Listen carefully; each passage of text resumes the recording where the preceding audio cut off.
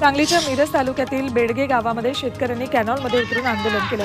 23 वर्षापूर्वी म्हैसाळ सिंचन योजनेतील कॅनॉलसाठी 25 एकर जमीन संपादित केली होती, त्याचा अद्यापही योग्य मोबदला मिळालेला नाही। त्यामुळे संतप्त शेतकरी कॅनॉलमध्ये उतरून आंदोलन करतात।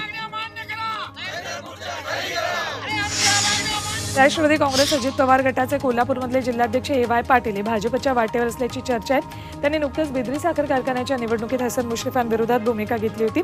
नागपुरात त्यांनी चंद्रकांत पाटील आणि देवेंद्र फडणवीसांची भेट घेतल्यानं ते भाजपच्या वाटेवर असल्याच्या चर्चा रंगल्या। मुंबईमध्ये बसच्या ताफ्यात विजेवर धावणाऱ्या आणखी 10 एसी डबल डेकर बस दाखल झाल्यात। या बस कुर्ला, अंधेरी आणि आगरकर चौक सिप्स टर्मिनस मार्गावर सुरू केल्या आहेत।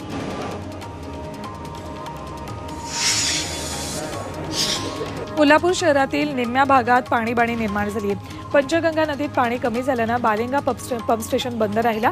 शहराची तहान भागवण्यासाठी अमृत नोनी आर्थो प्लस ये एक प्रूवन फॉर्मूला है। इसमें मौजूद नोनी फल के गुण और आयुर्वेदिक जड़ी बूटियां शरीर को जरूरी पोषक तत्व देने के साथ साथ हड्डियों और जोड़ों के घिसने, उनमें होने वाले सूजन और दर्द को रोकने में मदद करता है। दर्द मुक्त जीवन के लिए अमृत नोनी ऑर्थो प्लस। काळंबावाडी थेट पाईपलाईन योजना राबवण्यात आली, मात्र योजनेच्या दुरुस्तीचं काम सुरू असल्यानं शहरात पाणी पुरवठा झालेला नाही। तर दुसरीकडे पंचगंगा नदीत कमी पाणी असल्यानं शेतीसाठी ही अप्रत्यक्षपणे उपसाबंदी लागू झाल्याची स्थिती आहे।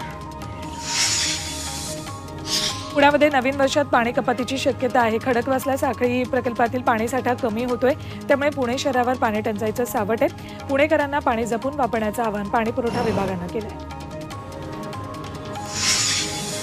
साताऱ्यातल्या वाई आणि वाठा स्टेशन रस्त्यावरील वाकड्या पुलाचे संरक्षक कठडे तुटलेत, त्यामुळे पूल धोकादायक बनला। वारंवार तक्रार करूनही सार्वजनिक बांधकाम विभाग याकडे दुर्लक्ष करतंय, त्यामुळे शिवसेना महाराष्ट्र वाहतूक सेनेनं आंदोलनाचा इशारा दिलाय।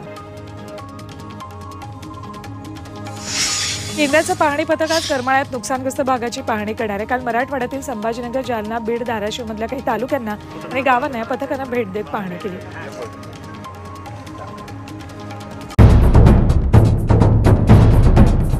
सह्याद्रीची उंची म्हणजे